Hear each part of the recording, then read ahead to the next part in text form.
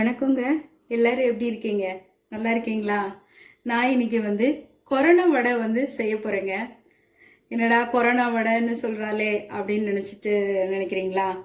ஆக்சுவலா இது முள்ளு முருங்கை இலையை வச்சு நம்ம பண்ண போறோம். முள்ளு முருங்கை இலை எதுக்கு சளி இருமல் அதுக்கெல்லாம் சாப்பிட்டா ரொம்ப நல்லதுங்க. சளி இருக்கிறவங்க இருமல் இருக்கிறவங்க இந்த மாதிரி வடை செஞ்சு சாப்பிட்டோம்னா வடையும் பண்ணலாம். இதில் நம்ம தோசையும் பண்ணலாம் பாருங்க. இந்த மாதிரி செஞ்சு சாப்பிட்டோம்னா ரொம்ப நல்லதுங்க. அதுக்காக தான் இதுக்கு கொரோனா வடைன்னு பேர் வச்சிருக்கேங்க. இதுக்கு என்னென்ன பொருள்லாம் தேவை அப்படின்னு சொல்லிட்டு பார்க்கலாமா?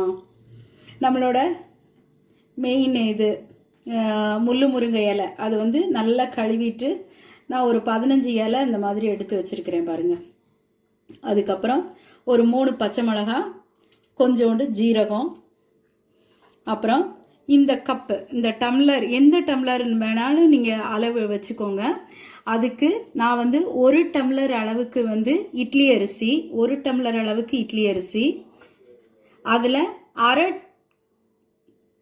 டம்ளர் அளவுக்கு பச்சரிசி, 1/4 டம்ளர் அளவுக்கு உளுந்து, இதெல்லாம் இங்கே ஊற வச்சுருக்கேன் பாருங்க. பச்சரிசியும் இட்லி அரிசியும் இதை ஊற வச்சுருக்கேன். ஒரு 2 மணி நேரம் முன்னாடி ஊற வச்சுக்கோங்க. அதே மாதிரி உளுந்து அது ஒரு 1/4 டம்ளர் அளவுக்கு. இதுதான் வடை செய்யறதுக்கு தேவையான பொருளுங்க. அப்புறம் இதுக்கு மேலே நம்ம ஒரு எண்ணெய் தேவையான அளவுக்குங்க. எண்ணெய் வேணுங்க.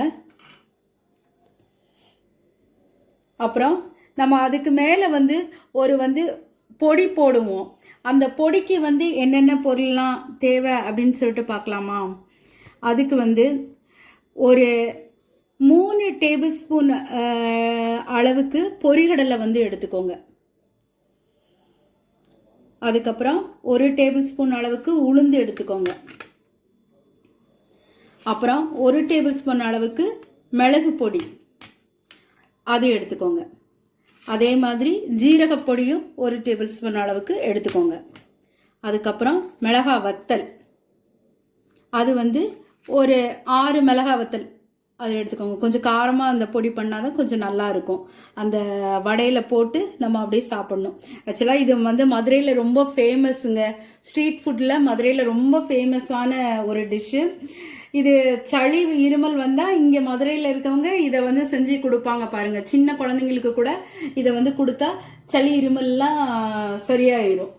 ஸோ அதுக்காக தான் இந்த இது டிஷ்ஷுக்கு நான் கொரோனா வடை அப்படின்னு சொல்லிட்டு பேர் வச்சிருக்கேங்க.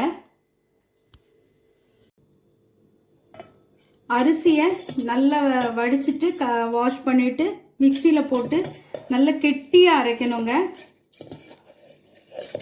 நான் அரைச்சிட்டு எப்படின்னு காமிக்கிறேன் பாருங்க. அரிசி போட்டாச்சுங்க. அப்புறம் நெக்ஸ்ட் நம்ம உளுந்து இருக்குல்ல, உளுந்து போடணுங்க. உளுந்து போட்டுட்டு நம்ம எடுத்து வச்சிருந்தோம்ல இலை, அந்த இலை போடணும் பாருங்க.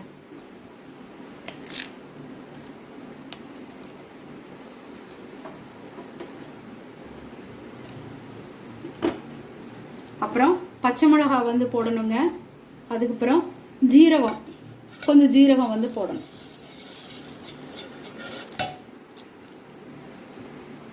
நல்ல கெட்டியாக அரைச்சிக்கணுங்க.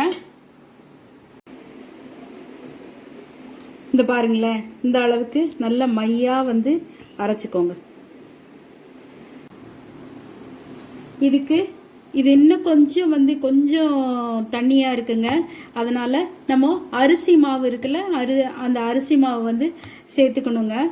கொஞ்சம் உப்பு போட்டுருங்க. 1 டேபிள் ஸ்பூன் அளவுக்கு உப்பு போடணும். உப்பெல்லாம் அவங்கவுங்க வீட்டுக்கு தேவையான அளவுக்கு போட்டுக்கோங்க. எங்கள் வீட்டில் கொஞ்சம் கம்மியாக தான் நாங்கள் யூஸ் பண்ணுவோம். அதனால் நான் 1 டேபிள் ஸ்பூன்னு சொல்கிறேன். உங்களுக்கு எவ்வளோ தேவையோ அந்த மாதிரி போட்டுக்கோங்க. போட்டுட்டு அரிசி மாவு இருக்குல்ல, அது ஒரு 2 டேபிள் ஸ்பூன் அளவுக்கு அரிசி மாவு போட்டுக்கிறேன். இது கொஞ்சம் நான் பிசைஞ்சு காமிக்கிறேன் எந்த பதம் வரணும்னு.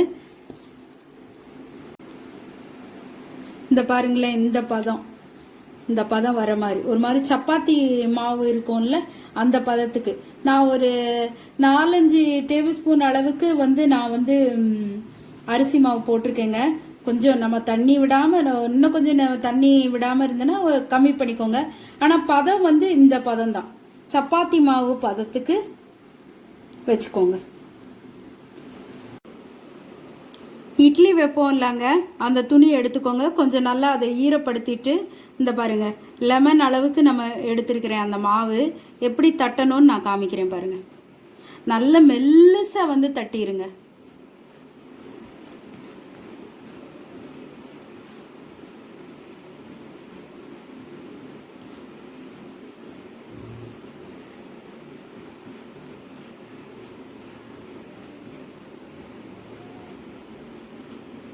தட்டிட்டு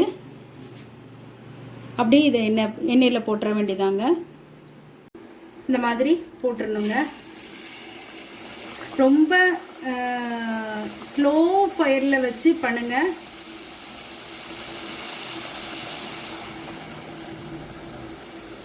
இது பாருங்களேன் எவ்வளோ நல்லா வருது பாருங்க, அழகா. அப்படியே திருப்பி போட்டுக்கோங்க.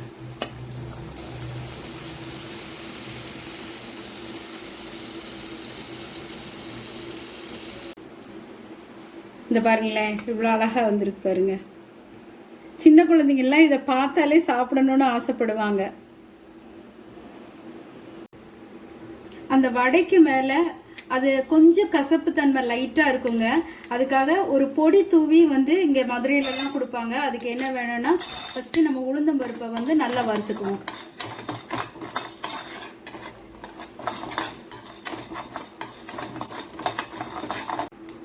இந்த பாருங்களேன் உளுந்த பருப்பு இந்த அளவுக்கு வெந்த உடனே இதை ஆஃப் பண்ணிடுங்க. அப்புறம் மிளகா வத்தலை சும்மா வெறும் சட்டியில் எண்ணெய்லாம் ஊற்ற வேண்டாங்க, சும்மா ஜஸ்ட் ஒரு 15 செகண்ட் வறுத்தா கூட போதுங்க. அப்படியே எடுத்துருங்க. இது ஆறின பிறகு பொடி எப்படி திரிக்கிறதுன்னு நான் காமிக்கிறேன். நம்ம திரிக்கணுங்க, பொடி திரிக்கணும். அதுக்கு நம்ம உளுந்தம்பருப்பு அந்த வச்சுருந்தோம்ல, உளுந்தம்பருப்பு, மிளகா வத்தல், அதுக்கப்புறம் பொரிகடலை, அப்புறம் ஜீரகப்பொடி, அப்புறம் மிளகு பொடி அரைச்ச பிறகு நான் உப்பு போட்டுக்கிறேங்க. எனக்கு கொஞ்சம் அளவு அப்போ தான் சரியாக தெரியும். நம்ம இதை அரைக்கிறது முன்னாடி பாட்டு பாடிடலாமாங்க?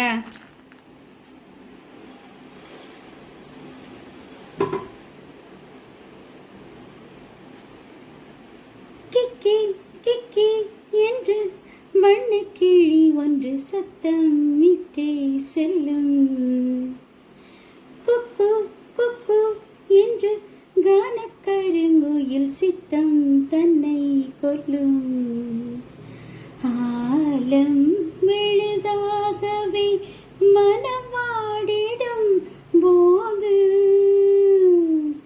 நானும் அது போலவே அலைந்தாடிடும் மாது, பாவை உன் பாட்டுத்தான் பாடினார் ஓ ராசாவே, உன்னை விட மாட்டேன்,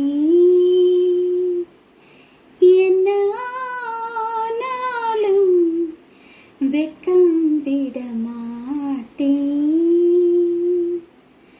ஓயாமலே மலை தூறலாம் போதாதையா மண் வாசனை, கூடாமலே மனம் வாடலாம் நீங்காதையா உன் யோசனை, ராசாவே உன்னை விட மாட்டேன்.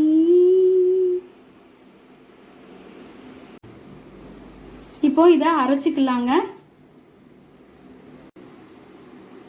இப்போ பாருங்களேன் நம்ம அந்த வறுத்து வச்சுருந்தோம்ல அதை இப்போ நல்லா பொடி பண்ணிட்டோம் பாருங்க. ரொம்ப மையாக பண்ணாதீங்க, ஓரளவுக்கு கொஞ்சம், அதுக்காக ரொம்ப கரகரன்னு அந்த மாதிரியும் பண்ணிட வேண்டாம். இந்த பாருங்க இந்த அளவுக்கு பண்ணணும்.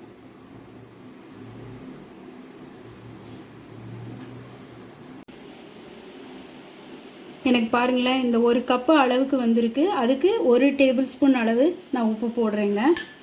போட்டு நல்லா வந்து மிக்ஸ் பண்ணிக்கோங்க. இந்த பொடி ரொம்ப வந்து வாசமாக ரொம்ப டேஸ்ட்டாக இருக்குங்க. மிளகு, ஜீரகம், அப்புறம் பொரிகடலை, உளுந்தம்பருப்பு எல்லாம் கலந்துருக்கிறதுனால வாசனை நல்லா தூக்கும் பாருங்க, செமையாக இருக்கும். இந்த பாருங்களேன்,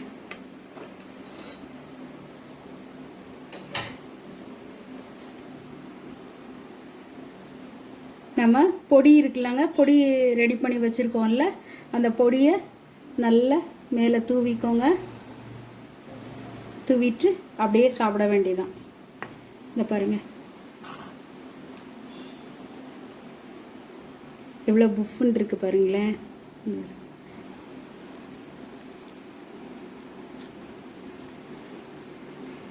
எப்படி இருக்கு உள்ள சூடாக சாப்பிட்றதுக்கு ரொம்ப நல்லா இருக்குங்க. செஞ்சு கொடுங்க. சின்ன குழந்தைங்களுக்கு சளி இருமல் இருக்கிறவங்க இந்த மாதிரி வடை செஞ்சு சாப்பிட்டிங்கன்னா சளி இருமல் எல்லாம் வந்து சரியாயிருங்க. ஆக்சுவலாக இந்த டைமுக்கு வந்து இந்த டிஷ் வந்து ரொம்ப யூஸ்ஃபுல்லாக இருக்கும் அப்படின்னு நினச்சிட்டு தான் நான் இதை வந்து போஸ்ட் போடுறேங்க. எல்லோரும் வீட்டில் செஞ்சு பாருங்கள், சாப்பிட்டு என்ஜாய் பண்ணுங்கள். ஷோபி கோல்ட் டீஸ்பூன் சப்ஸ்கிரைப் பண்ணுங்கள், லைக் பண்ணுங்கள், ஷேர் பண்ணுங்கள், கமெண்ட் பண்ணுங்கள். தேங்க்யூ.